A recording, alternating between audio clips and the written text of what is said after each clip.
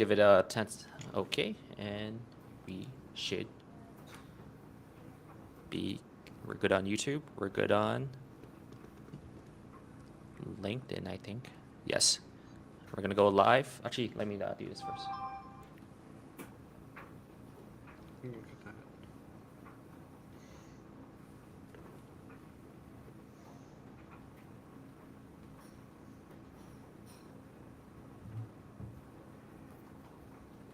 Dance off before we start? Definitely. Right. I mean, it's a fireside chat. Yeah. Should I put Yeah, No, put you a light have to log fire. need on? the fireplace. Yeah. We're All all right, we're messing up. good. Should be everywhere. In 3, 2, 1, let's go. All right. So thanks for joining us for another Fireside Friday AMA. I'm Mac, and I'm back this week after Rob filled in for my colossal shoes last week. Uh, with me is my co-host Gary, CEO and co-founder of Gauss. And today our guests are Koa and Shaman from GenCity Labs. Gentlemen, thank you for joining us. Pleasure. Good morning. What's up, guys? How's everybody doing? S- Always good seeing you guys. Oh yeah. Always a pleasure. So, going to start things off a little differently today. And I'm curious how the two of you met. But before that, I'd like each of you to tell me a little bit about what you were like as kids. Ko, you go first. All right. What was I like as a kid? Um, I spent a lot of time in Hungary as a kid, actually. My dad was born there and very close with my Hungarian grandparents who helped raise my older sister and I. So I actually learned Hungarian before I learned English. I did so spent a lot of time hanging out there in Budapest and some outlying areas, and also grew up being forced to play piano every day of my life. So two little details of info about my childhood. Nice. I grew up in Northern California, kind of from the time I got an Atari 2600. I was a little bit of a video game dork. So went from Atari 2600 to, excuse me, Sega Master System to Sega Genesis to the PlayStation and beyond. Went to school in Santa Barbara, and went to graduate school at Pepperdine, so I stayed fairly close to beaches as I got older, and never could quite find anybody to hire me for too many jobs, so ended up starting my own companies, which seemed to be the fastest way to employment. Worked out okay. Perfect segue. So, how did you guys meet? Yeah, that kind of goes to the how did we get how did I enter Web3, because we met because of NFTs and Web3. I Yep. started hearing wind of blockchain stuff 3 years ago, 4 years ago. Started looking at NFTs and collecting NBA Top Shot cards. Found my way into some NFT communities. Found some art I really liked. Met the team that was working on that for Non-Fungible Heroes is the name of the project. As I made some suggestions for how I thought the project might be able to launch and grow, they asked me to participate. I ended up taking a leadership role, and in doing so, met some folks that were friends of the founders that were involved in the community, and Koa was one of those folks. And at the time he was working a fairly mundane job, a cool job, I Fair don't to know, say. Fair to a normal say. job, a normie job. Um, That's right, a normal and job. we both fell in love with uh, the potential of blockchain, the potential of NFTs, and ended up once we had launched Non-Fungible Heroes, ended up kind of teaming up and seeing what we could build in the space. Yeah, so I was actually just a community member in the Non-Fungible Heroes Discord server. Anonymous, Koa. And by the way, we are both doxxed. We just kind of tend to go by our Web3 monikers. But we didn't actually know who each other were initially. And I'm friends with one of the co-founders of that project, and um, when I expressed interest in maybe getting more involved in the community, he set up a call between Shaman and I. And it's funny because I knew Shaman in the server, and we had interacted, and I think he knew me. But on the call, he didn't make the connection that I was Koa in the server because I'm Eric Arvai. It's my real name. And so he took the call, and the first part of the call was kind of an interview, right? He had taken that leadership position, and the first part of the call was like very dry. It was like, yeah, so what's your professional background and blah, blah blah blah. And then we started to get into it, and then he's like, and I was like, and I love non-fungible heroes. He's like, oh, you do? Oh, I was like, yeah, I've been in the server for however long, like at that point, many months. And he's like, who are you? And I told him I was Koa, and then the whole rest of the conversation was just friend. It was a friend party. It was like because we'd already known each other, right? It's such an interesting interaction there. I'm glad to know that my first impression was dry. No, just that like I think you had taken this call with me kind of as a favor to the founder, like and so like you weren't like Go ahead and walk it you back. Cold, walk it back. aloof, You weren't bad, but insincere. you were very professional. Yeah. No, I remember. And then it switched, immediately. And I love that about Web3 because I've gotten to know so many people as their handles. And then when you meet them in real life, when we met a bunch of community members at NFT NYC, you already have a backdrop of experience, and there's none of that ice-breaking stuff. You've already shared experiences anonymously, and then you meet him in real life, and there's just kind of this funny, magical moment that happens. It happened at our retreat that we had at Shaman's Place in Napa with our team members, and it happened with a bunch of community members. It's such a fun part of this experience, in my opinion. Yeah. Agreed. That's awesome. I'm gonna pass the baton to Gary. Let you ask some questions. Well, so what I'd like to do, I'm going to actually pull up the GenCity site, and we can talk a bit about what you guys are working on. Great. Like let's start with where you've come from. What have you done prior to Web3, and then segue into what you're building with Web3. Yeah. As a preface for anyone listening, part of what I really, really like about GenCity Lab, and there's a lot of things, but they are pushing technological boundaries with and for their clients. And so I really dig a lot of what they've done, a lot of what they're continuing to do. This is Non-Fungible Heroes, which we'll go back to. But yeah, let's talk about, some of the work you've done thus far.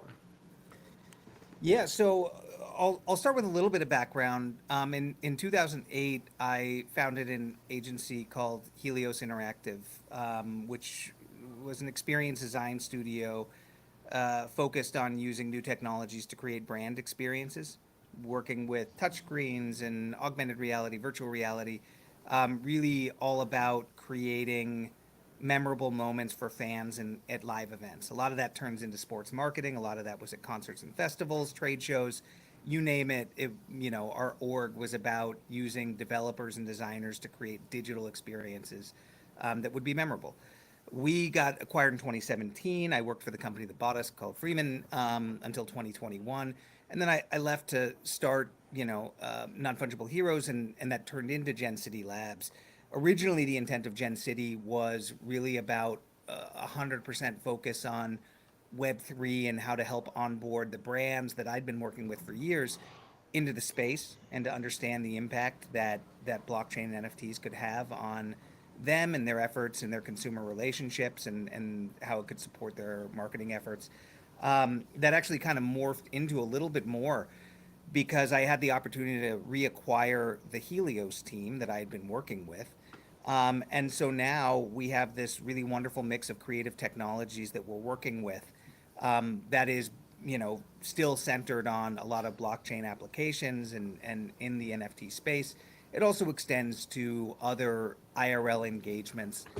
So those can be photo ops and experiences. Those can be deep virtual reality experiences consumed in headsets. It can be, really a lot of different ways to create interactive and immersive experiences for brands. I think, one of the more exciting projects that we just launched recently is with Nissan.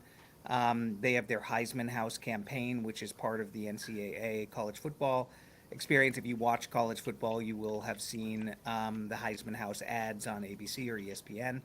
As part of that, we've helped them build out an NFT ecosystem that allows fans to mint an NFT, to use that NFT to access utility, right? So that can be one-on-one experiences with Heisman winners, that can be raffles, that can be all sorts of other stuff. And thanks for pulling that up. That's, you get a sense for how that plays out against the backdrop of a much larger campaign. And so, our goal with GenCity is to create unique experiences for brands to better engage their consumers. And I think in a lot of ways, we look at the impact that NFTs have and the potential that they have within the brand experience as tokens to help, memorialize fandom, as utility tokens, as kind of a way to augment loyalty programs.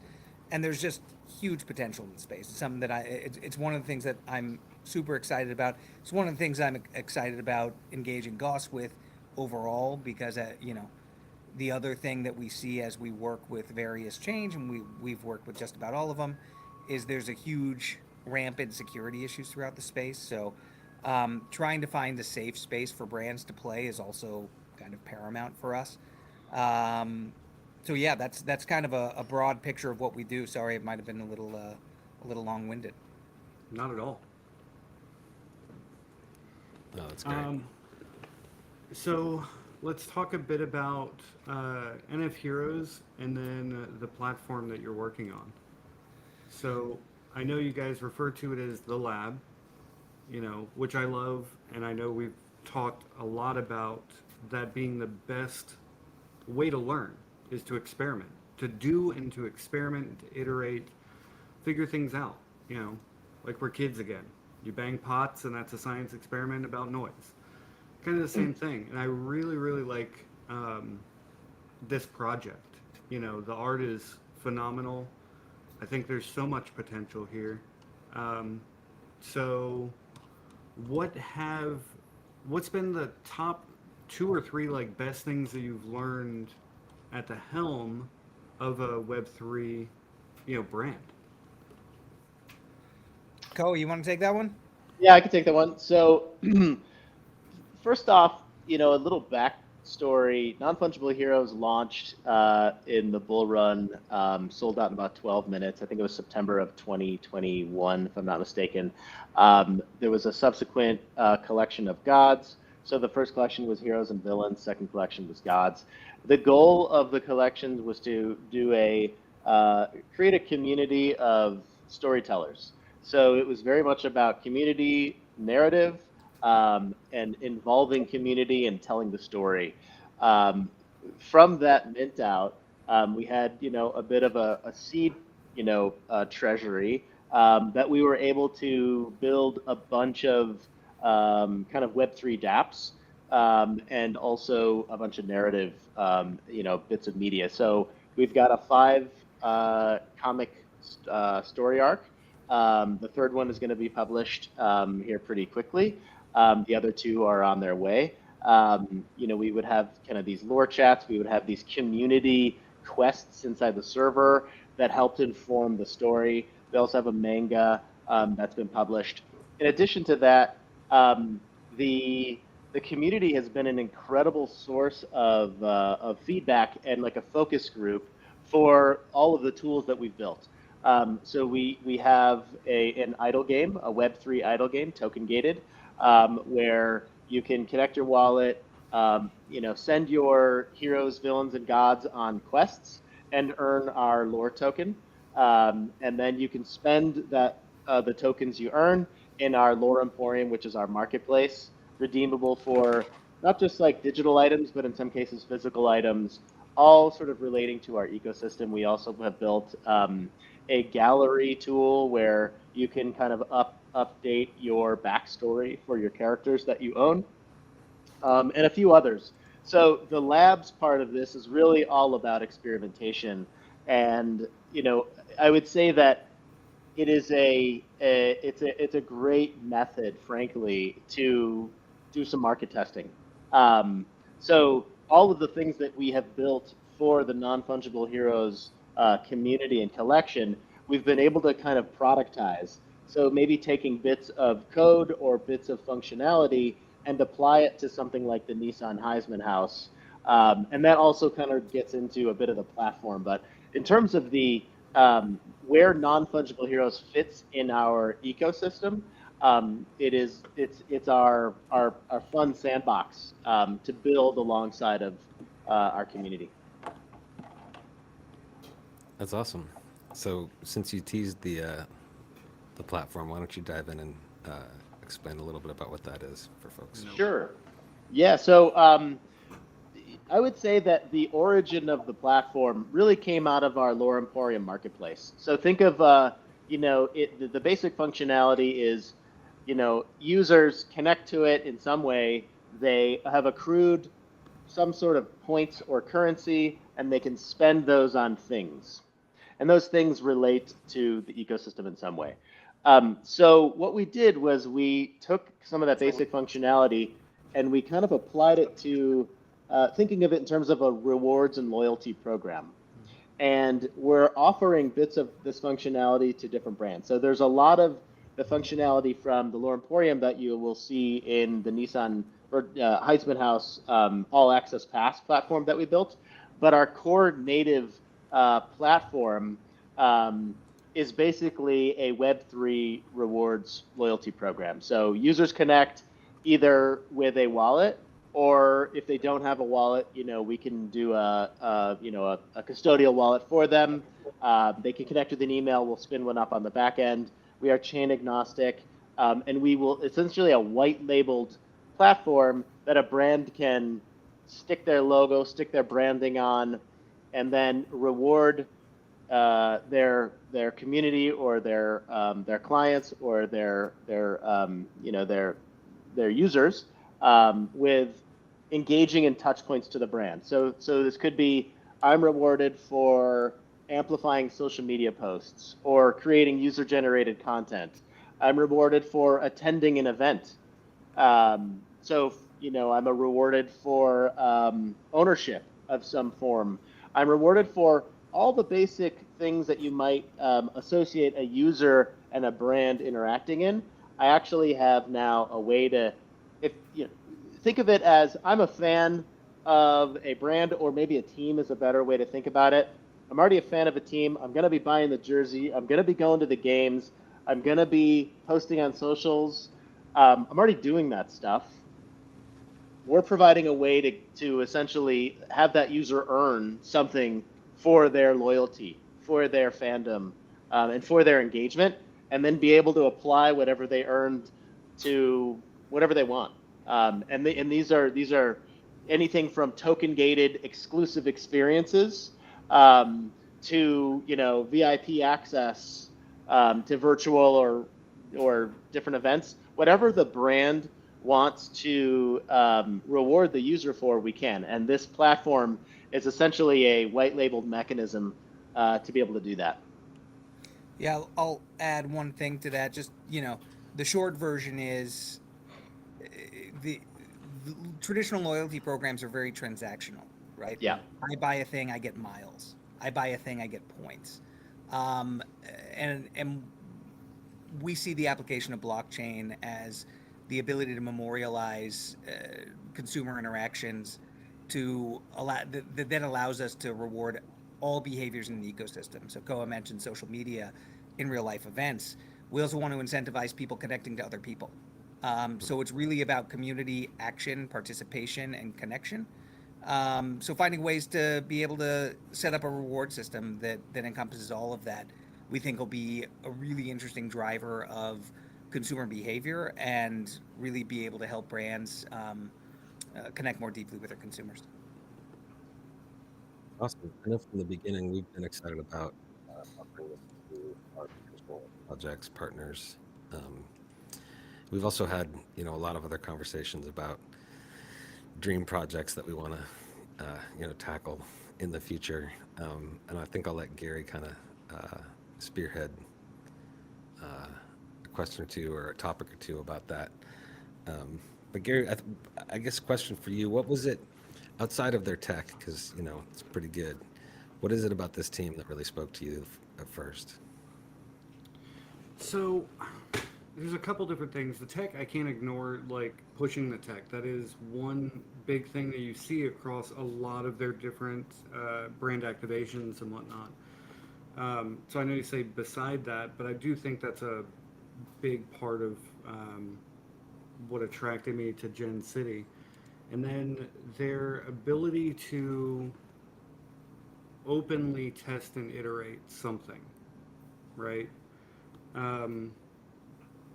I talked briefly about it earlier, but the lab with non-fungible heroes, like that isn't something you see everyone do. Like you might have testing or something in the back end, but owning it up front and saying, oh yeah, this is going to have warts or whatever, but we're learning something here. That's impressive to me.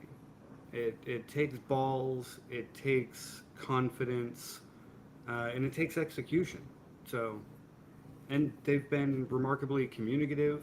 Ko and I think we're looking forward to our first one-on-one chat for the longest time, and then we ended up having it finally one day, and that was a phenomenal conversation, and I look forward to many more of those. So, great team Same. to work with, great things they're doing. So, Yeah, I think Yeah. Oh, God.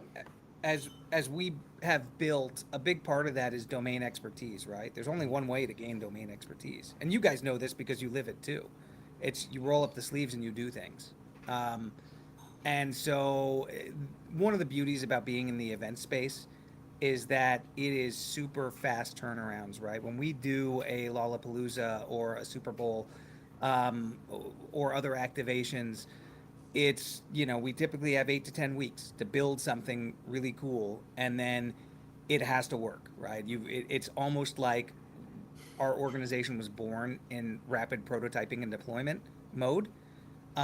So you apply that to building larger, more scalable products and platforms, and it's kind of in our DNA. So I think, and thank you for the kind words, Gary. I think both of our orgs align really nicely in that way, in that you roll up the sleeves, you try something, you see what works. It's build, measure, learn. It's the old Toyota method. Build, measure, learn, do it again. And that really is what we're all about. there were two other things that I'll add to that, by the way. Our value and vision aligns remarkably well. And our shared experience from different angles in the events and entertainment world. That was another two things. Yeah, it's been awesome. I'm really looking forward to so much over the coming years because I mean it's rough right now, the macro market, right? Yeah. Marketing dollars are cut, like everything is cut across all industries, and Web3 is kind of taking it to the chin, you know. So I'm looking forward to coming out the other side when that happens. Here's a blockchain crypto question for you both. We've been on a 4-year cycle with the, tied to the Bitcoin halvening. Do you think we'll stick with that, or do you think we won't, and why? I could jump in there. First off, if there's anything I've learned in regards to markets and finance and my own portfolio and managing it, nobody has a crystal ball. And any charlatan on YouTube that says, do this and you're going to make a ton of money, is full of shit.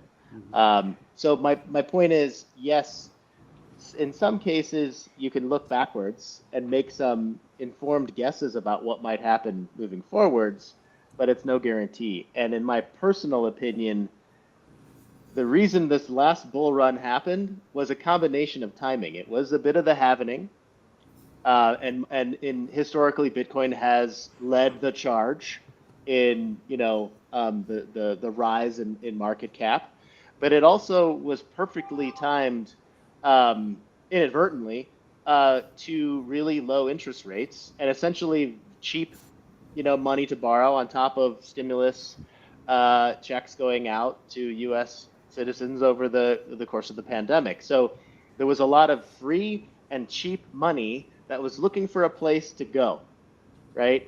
And if you think of crypto as being on, let's call it the far end of the risk curve, when there's access to cheaper and more free money, it's going to go into these riskier assets that have a higher potential, even though they have a higher risk as well, greater downside, which is what we've seen over the last year. Um, I've been paying close attention to the Fed and interest rates. They're higher than the fastest rate hike in, I think, over a decade or more. Um, I think they're a bit more cautious about inflation these days, and debasement of currency is one of the reasons I got interested in Bitcoin initially, and interested in crypto, and interested in Web3, and then into the whole ownership part of things, provable ownership.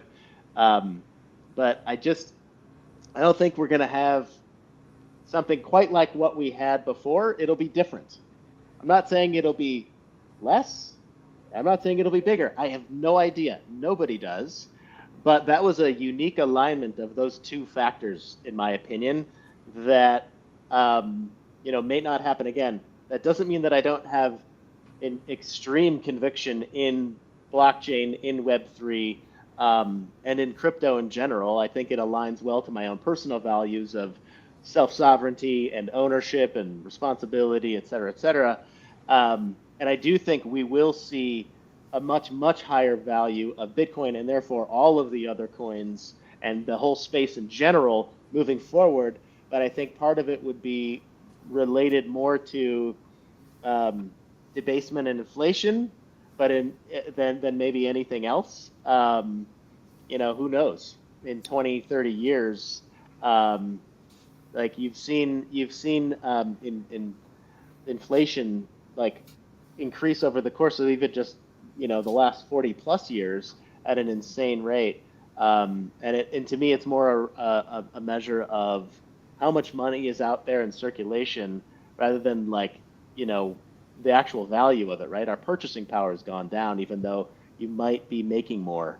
So in my personal opinion, that was a unique alignment of the stars that we might not see again. We'll see something else though. I'll give a much more abbreviated answer to that one.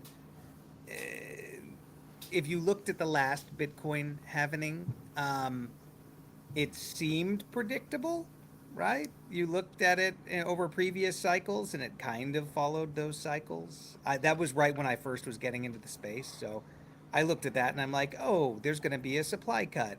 That means even if demand is static, prices should go up, right? These are like basic fundamentals of economics. Um, I can't believe that information is proprietary or that everybody else hasn't figured that out as well. So I'm a little less bullish on the upcoming. Like, it's just so obviously out there that if cycles actually played out like that every time, then everybody would make a ton of money. Um, so I don't know. You've got the forces of what appears to be predictability. I put that in air quotes. Yeah. Versus institutional funds and the potential of Bitcoin ETFs and Yep. approvals and the SEC and the regulatory environment maybe easing, or at least we've gotten, aside from Gensler, we've gotten a lot of indications that there are others in positions of authority that actually will support cryptocurrencies and their adoption. So maybe all those things cancel out and it just follows the previous cycles, but it seems a little too obvious to me. So I'm a little less bullish on it following too closely. Sorry, I was watching my meathead as well in the background. Right, my Yeah. dog will probably come jump on my face at some point. um, yeah, I think the entire space, if you look globally, it's being adopted. I think the United States is the outlier here, and Yeah. I don't think that over the long term, um, the U.S. would allow a multi-trillion-dollar market just to pass us by. We're going to ban it outright. That's not going to happen. Yeah. Um, Gensler is definitely a thorn in our collective sides, though. I have a couple more questions. I don't know if you have some, Mac, but I'm like good to go with I'll chime in questions. if the, when they show up. Okay. You're good. So I think one of the things I'd like to see is the FTC step in, Mm. right? To actually and finally federally declare what digital products are and to allow consumers to have protections for their digital products and ownership rights rather than everyone just selling revocable licenses, right? Because Yep. that's kind of the antithesis of what we're doing here in the blockchain space. Um, what are your thoughts on that regarding digital products, the current landscape, revocable licenses, the fact that if you buy an ebook, you don't own it, all of that? Big topic. I'll start this one, Go ahead. Koa, Go ahead. because it's part of what drew me to the space is the lack of ownership, right? The transition to subscription models across all forms of media and entertainment. And let's stick with media and entertainment because I think there's a whole nother discussion around deeds to homes and ownership of vehicles and things like that that can be put on chain that has value, right? And the ease with which people can exchange value in unique ways. But nobody owns anything anymore, right? If you're watching Netflix, you're not buying those movies. Even if you do on like a Vudu or another platform to access them early, you're still within that centralized entity that truly owns your access to it. So if that centralized entity goes away, so too does your asset, right? So the true ownership form is not there. Likewise, music, right? It's pretty much Spotify or Apple Music or bust. You're not buying tapes or CDs. You're not buying it digitally to own it either. You are counting on a centralized entity to allow you to continue to access it. You're essentially, being allowed to continue to access those things, as opposed to truly having ownership of them. And then you look at that in the gaming space, and there's no better analog, I think, than gaming for Web3. You buy a bunch of digital assets in a game. That could be Fortnite. It could be, Modern Warfare. Name your game of choice. It lives within the context of that game, within the context of that game publisher. And what you can do with it then is super limited, right? You can't buy a skin in Fortnite and then resell it. You can't buy a skin in Fortnite and do anything with it. Secondary markets do pop up. They typically violate terms of service that may or may not be enforced. But that's really, from a consumer perspective, that's super restrictive, right? It's not a great experience. It's the only game in town, so you have to play it. But I think that when you look at digital asset ownership, part of what is going to be established as we move forward, especially in the consumer's mind, is going to be true ownership of those items and the ability to freely exchange those, whether they be for trade or for sale or for giving. That certainly blows up a lot of the existing freemium models that live inside of gaming and other platforms. But consumers will eventually demand this, right? It's going to have to be the way to reach true consumer empowerment, is to allow them to have greater control over their digital assets and to allow them to extract value from them. So I only see a world in the next 5 to 10 years where ownership does cycle back, where consumer empowerment does come to the fore. And I think blockchain is really the way to get there. It's one of the things that drew me into the space overall in the first place. And Cole, I'll kick it over to you to provide your POV. Yeah, no, I'm pretty much aligned. The only distinction that I would really make is, to me, property rights, as they apply to some digital asset, only really matter to somebody if they plan on selling it down the road. And the only reason that you would have to sell something is if you believe it's going to accrue value. So a collection that has a limited supply, or an in-game asset that has a limited supply that maybe accrues value in some way in this digital space. So when it, for me, I have a music streaming subscription. I have movies and show streaming subscriptions. I don't necessarily care whether I actually own that. I would probably care if my access was cut off, right? But at this point, I'm okay with that because what I've done in my mind is I've traded convenience for the sort of ownership or property rights of those things, and that is a trade that I understand and I'm okay with and I pay for every month. But when it comes to digital assets that are more scarce and that I believe will accrue value or have value to me personally, and I want to make sure that there is a immutable record of ownership in a decentralized database that one single entity can't take away from me, that sovereignty of that ownership. That's when I care. And I think to Shaman's point, there will be a shift towards those things as more of us live our lives in a digital space. And there are a number of avenues, I think, to explore the digital property rights where it actually makes sense, and some that just probably won't. And I think the future for me is more of a trade-off and balance for those things, and everybody's going to make a decision. But I believe in personal rights. I believe in property rights. I believe in sovereignty and the ability to make decisions about the things that I want in my life. And to me, those digital property rights are quite important for the things I find to be valuable. I miss the days of like going to the record store and thumbing through crates of vinyl and picking out Yeah. and that really hasn't been replicated in either Spotify or Apple Music, even with their shadow icons and blah blah blah. It's just not the same. I also miss going to the DVD store and looking in the used section to see what I can find. I really miss taking any of that stuff back to the store when I was in a pinch or wanted to do something special and selling it, right? Or being able to give those things away to friends. So that part of the whole media experience is really missing for me. I also think that if I buy an audiobook, I should be able to mark up the pages in some way and keep that and pass it along to my kids, right? It's like you would with any kind of library collection.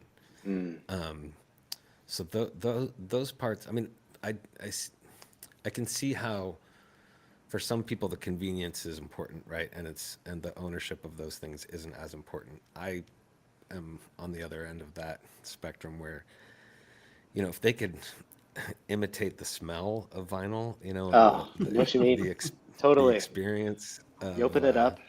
You look reading who the played liner with who. notes and Yeah, totally. Yeah. all of that.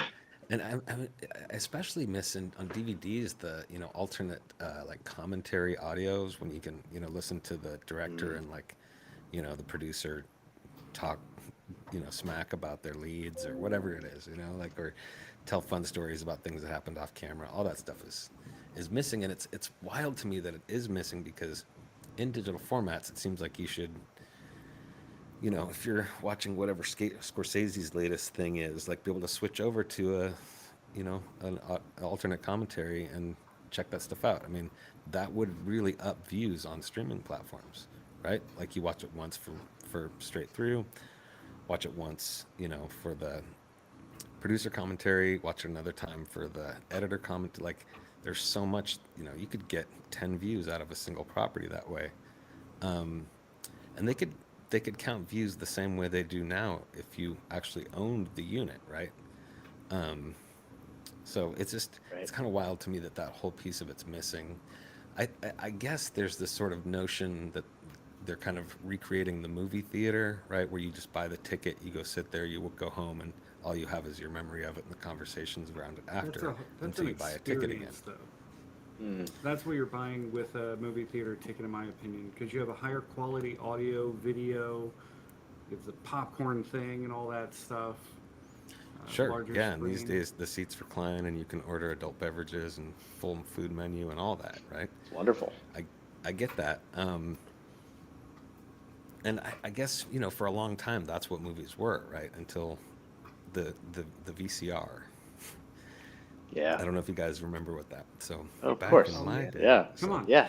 Um, Yeah. And a whole literal wall of VHS tapes, because my dad and grandmother and aunt went during this local video store that was going out of sale. That's fun. They were going out of business and they were having a sale rather, and they bought a ton. And then we just had this massive collection that my aunt made this whole list for. We had alphabetized by title, we had alphabetized by actor, director, and something else, like multiple different lists, and every one of them was hundreds and hundreds. We had like our own video stores at work because they were buying these things for a nickel a piece or something at the time. Mm. Anyway, yes, VHS. I think, I mean, Mac, to your point, you're looking at the traditional trade-off of Yeah. convenience versus X, right? And this is convenience versus experience, right? If you're watching something on a VHS, you're going to get lower resolution. You're not going to have that amazing theatrical experience, but you do it from home, right? You take that trade-off and apply it across the spectrum of everything we experience. And, consumers have traditionally given up things like privacy in exchange for convenience, right? Mhm. So you look at, and we look at Web3 and we think about data ownership, and the data that you're generating as you're browsing through online, right? You look at what you're generating when you're streaming and what value is being created there. It's the very familiar trade-off, and what brands have found and over and over again is that consumers are willing to give a lot for the convenience of having access to any movie ever made at their fingertips, right? Any song ever written or released at their fingertips. And that value exchange is you give up ownership, right? You give up some privacy, you give up your data in order to have that convenience. So, whereas the pendulum has swung very far, like I think it'll swing back a little bit. And I now that think we it will have too. access, I we'll think wanna retain. what'll be the deciding factor is that they can participate in secondary markets, right? Because that example I Mhm. gave earlier, when you go and buy a used DVD or sell it, a CD or piece of vinyl back, didn't get a piece of that, right? But now it's entirely possible, and if they might even be able to make more on secondary markets if a Mm. property is really hot and has limited release, right? So. Mhm. Yep. Yeah, it'll be interesting because, unlimited supply of digital books, right? Plus free distribution. I mean, not free, but basically, you look at it, an Amazon Kindle drives me crazy because I have hundreds of books on my Kindle. I can't loan them out, short of giving somebody my password, and I can send it to up to 10 devices. So actually, that is something that I can do, but you have extreme limitations on what you're allowed to do with that asset, and it's all within Kindle ecosystem. So yeah, I agree. I think that the ability to extract value from an owned asset is lacking, and I think that's going to go away. Mac touched on a point that I talk about a bunch, the passing it on, right? We're Mm. Gen X, millennials, first generations that are dealing with this. We've spent a significant portion of our, income on things that we can't pass on. I have a Steam library of hundreds and hundreds of games. Like you said, you have ebooks, I have Audible, hundreds of audiobooks. Can't pass those on. They literally die with you as we sit presently. I know some companies have the ability to, post-mortem pass on accounts or whatnot, merge accounts. None of those things are easy or just done. It's not handleable within an estate because we don't recognize digital products as products. I think that's going to be something that as Gen X and millennials continue to get older, I think more and more people are going to realize, like, holy shit, I've spent like tens of thousands of dollars on iTunes, and it's going to die with me. I want my kids to have it. Yeah. You know. Yeah. So there's lasting value there that is going to look for an outlet. I could see that. Mac, I wanted to touch on one thing that you had said, somewhat tangential, but about commentary and like enjoying the movie, in a new way and having that be just as much increasing engagement numbers and things like that. But specifically, Spinal Tap, one of my favorite movies of all time. The commentary is a whole other movie, and if you've never experienced it, it is brilliant. I remember we left it on once, just in the background. It's like a hilarious like podcast. And if you've seen it, it's so good. I don't even know if you can see that anymore. In that case, yeah, I mean, you'd have to get the DVD, right? You have to get the DVD, right? Exactly, yeah. But in that case, it's a reunion of sorts, right? Because that movie didn't come out in that format, and so to get that commentary, they had to bring all those folks back together. And some of them do work together, on other films, but not with Rob Reiner, not anymore. Right. I know he's doing way other bigger things. So totally. Anyway, I just want to throw that out there. Beautiful memory. Yeah. Wedding Crashers has one of my favorite alternate, because you would not believe some of the stuff that happened on camera that you can't see. Oh, I will definitely watch that now. Thanks for the recommendation. Yeah. That's a good one. See, I get those now through things like YouTube and TikTok, separate from the viewing experience, right? I remember seeing one recently about, Punisher. So in the movie Punisher, when he goes to stab I can't remember the actor's name, big dude, was wearing a red and white striped shirt, goes to stab him, the stunt coordinator and prop master didn't give him the prop knife. So he had a real knife, and actual, like the scene they use in the movie, him actually getting stabbed right below the collarbone, and he picks up, what's the Punisher actor? Thomas Jane? Was that Thomas Jane one? Yeah, Thomas Jane. From the movie, him up and all that. That's a real knife, just sticking in his flesh. That's real blood. Wow. Yeah. So I mean, that commentary, I've gained in a different medium, and it's separate. It's not. I don't want to call it worse. It's just different, right? You don't have the experience of seeing it attached to the movie. I learned about Leonardo DiCaprio on Django Unchained the same way. He slams his hand on the table during one of the big speeches. He actually breaks a glass, and that's like slices his hand open, and just keeps on with the scene. And that's the scene they use in the movie. Wow.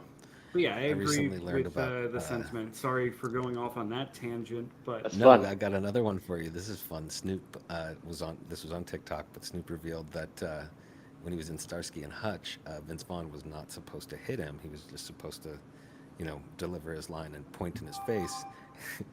And he's like, he uses, plenty of expletives in his explanation of this whole.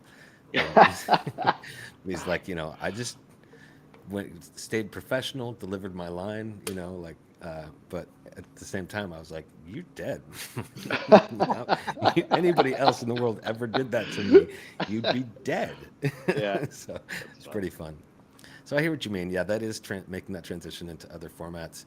But still, the ability to go and actually leaf through stuff and pick out stuff that you want, or to go and physically give it to a friend, take it to, somewhere, play it at a friend's house or a club or whatever, and then, have that resale opportunity. To me, all of that's huge missing. Yeah. So we've been on this topic for a while. Yeah, I was about to say, we're sure Gary's about got to run up to the end here. Mac, I know you have a hard stop. I can go a few over. I don't know about you guys. But one of the last things I wanted to ask you about, because it relates to our relationship and something Shaman mentioned earlier, Gauss is a centralized ecosystem. We're building it for brands to have protections, for consumers to have protections, things like that. How do you view that? Because we're talking about giving up rights for convenience and that sort of thing.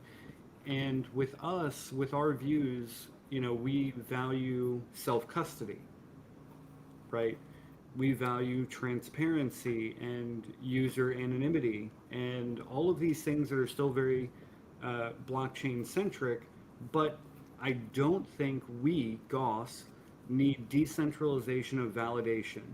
That's what almost everyone talks about when they say decentralization. It's just the security side of it, right? How do you compare and consolidate those things, because we are going to be working together. You want to launch brands on Gauss. So what value do you get? What do you give up? Why is what we're providing important to you? I could jump in because I have shifted my philosophy on this idea over the course of the last couple years. Um, I used to really think that the next wave of adoption was going to be through education. I still personally believe in all of the values you just outlined. However, I don't think that's going to be the path for large brands. I think that what matters to a brand, it is more that their users have a convenient path than to teach them about self-sovereignty and the values of it. At the end of the day, they are a business, and they want to make it really easy for a customer to spend money in their ecosystem. And so I think that for me, the value in GenCity Labs and Gauss partnering and launching products in the Gauss ecosystem comes down to adding a path of convenience, and to me, that's custodial wallets with a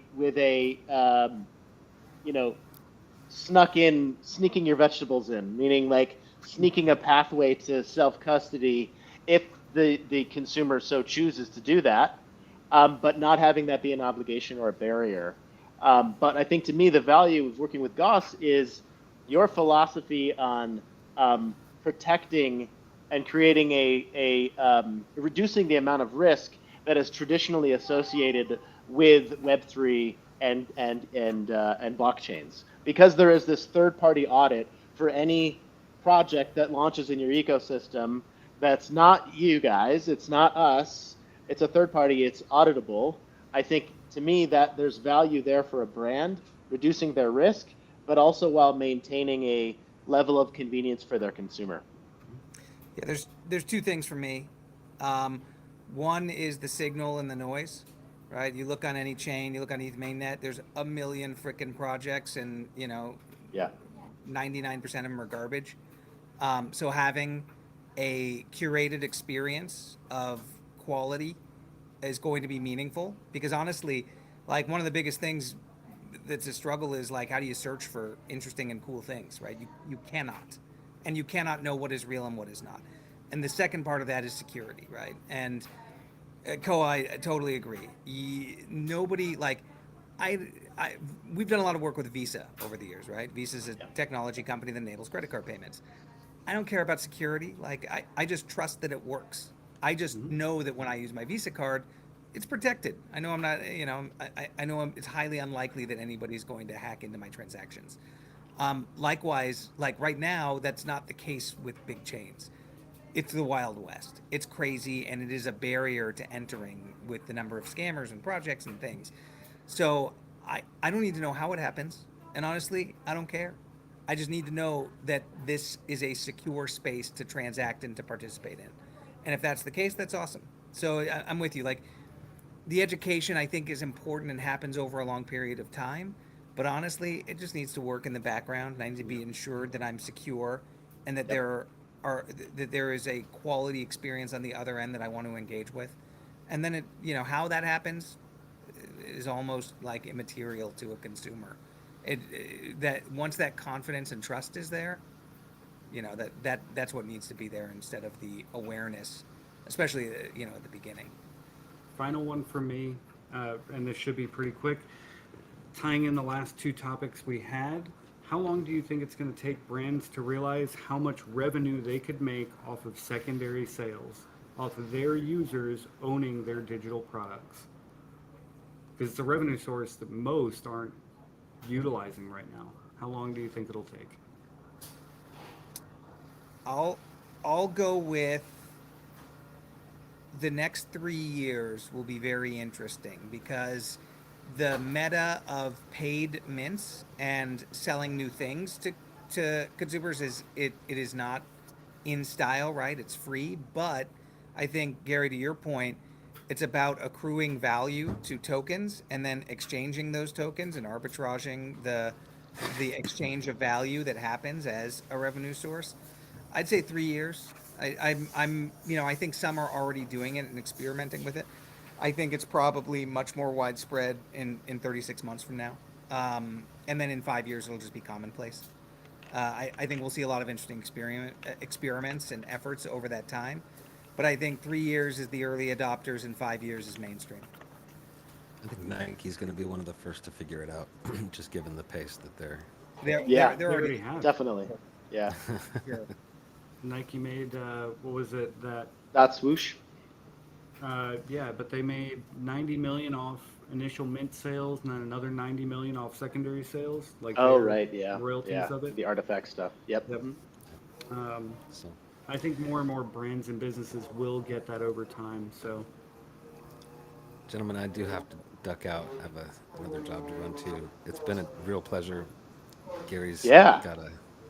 gonna hang with you while you guys wrap up, but All good. really appreciate you guys Yeah. being here. I'm looking forward. No, we Mac. appreciate you Thanks, guys Mac. having us. Thanks so much. Yeah. Pleasure. So, do you guys have any questions for us about Gauss? What do you want to talk about next? Wrap this up in the next 5-10 minutes. Is that good with you guys?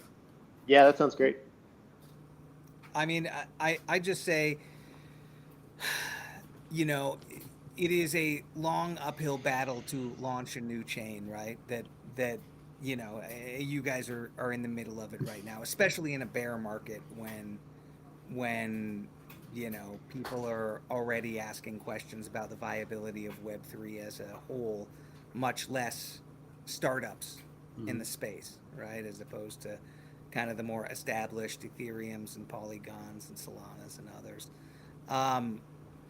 From a go-to-market strategy, what is your ideal vision of how the next 12 to 24 months play out for you guys, and the ecosystem that you're building? So ideally in the next 2 years, because I think 2024 is going to be interesting. I think I'll know by the end of it how it plays out. But I'm not overly optimistic about the macro market next year. Anyway, so our go-to-market strategy for the next 2, though, it's really going to depend on finding a few good champions, right? For us, from my perspective. Getting small users and everything in, they're going to have the same struggles we are, right? Small indie game studio or Web3 project or anything like that. I'm looking forward to working with them and we can help each other, but it's not going to be the same strength of finding some few good champions, right? Some marquee partners. So we've been focused, as we've talked, we've been focusing in the music industry. That's where a lot of our connections already are. And then in identifying agencies to work with like yourselves, which there aren't a ton that I would put in the same category or caliber as GenCity that we've spoken with, by the way, because you guys have a very unique intersection that's kind of perfect for us to work with. You have a long catalog of prior clients that are real clients. It's not, I'm not going to make fun of some random NFT project, but you get my point. So I think those are the couple biggest things, right? Find more agencies, land some solid clients in the music industry, and then work with those agencies to also bring on other champions. That's kind of the game plan of game plans, as it were, right now. It's going to be, like you said, an uphill battle, though. Capital is the biggest challenge. As a startup founder yourself, you get that, and this is likely the worst fundraising environment of my literal lifetime thus far. Yeah. Yep. With the exception of, I guess, the crash in the 80s, but I was a toddler or something, so I wasn't raising capital at that point. But certainly my adult life, it's the worst. The worst macro market, worse than '08. So, Yeah. Yeah, it's tough. Good. No, it's ugly out there for sure. Like, Web3 is so hot 2 years ago, right? They were just kind of shotgunning money into anything that had NFT next to it. Now, AI has replaced that, but even AI is drying up a little bit. Like the mad rush for AI dollars is slowing down, and now it's a little bit more of a flight to quality. But yeah, capital, like, people are being very conservative, and honestly, interest rates have something to do with that, right? If you can get 5.5% on your money, risk free, Yeah.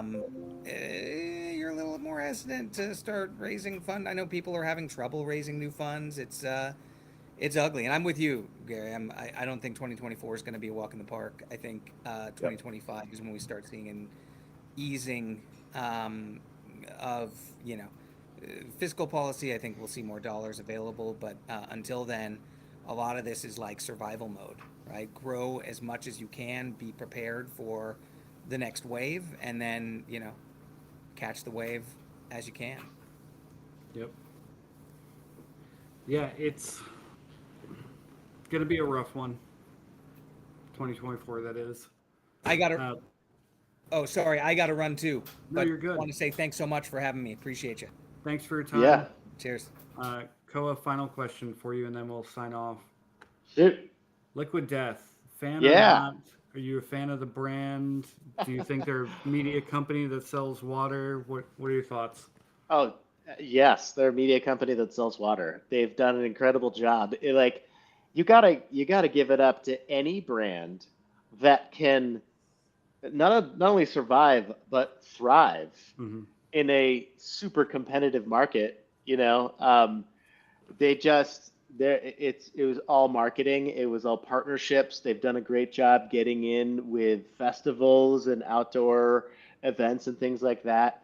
My 12-year-old son loves it. You know, I'm not buying it all the time because frankly, it's water and it's seltzer water, and you can buy generic LaCroix at Costco This for, this you was know, on some artist's rider, yeah, and was left in their green room because they do it all the time. We have a bunch of booze and yeah, get all sorts of stuff sure, from artists, hospitality writers. yeah. Um, It's that's what that's dude. from. Again, I it's haven't it's bought liquid it's water. brilliant marketing. It's brilliant media. At the end of the day, they're selling water. They're selling flavored, carbonated water. It's a tough market to This to one's break not into. even. This one's not carbonated. It's literally Yeah, just water. it's just water. Yeah, Yep. but hey, it's liquid death. Right. Look at It's like you're selling. They sold a great idea, right? look at And that. I got it. I How know. metal I is got that? you got to hand it to them, man. They nailed it. So more power to them. I mean, We don't you have to know, look like a wimp drinking water. You look like you're down in a exactly. tall boy. That's right. I wondered about that. I was like, man, what time is it over there? Right. I've been drinking it this whole time, and I thought about it earlier, and I was like, I bet somebody that watches is gonna be like, yeah, what time is it over there? All right. Fucking boozy boy or something. Always a pleasure to chat with you, Ko. I know we Pleasure's dragged mine. this on a few over. Thank All you good. so Yeah. much. Yeah. Thanks to Shaman and Mac, who And also had Mac. to leave, and Alex, who is in the background as our producer, Yeah. still sitting there behind the scenes. So, Yeah. It's been a great pleasure always, and I look forward to building something very cool on Gauss. It's yeah, gonna be looking good. forward to it, man. Have a great All one. right. Cheers.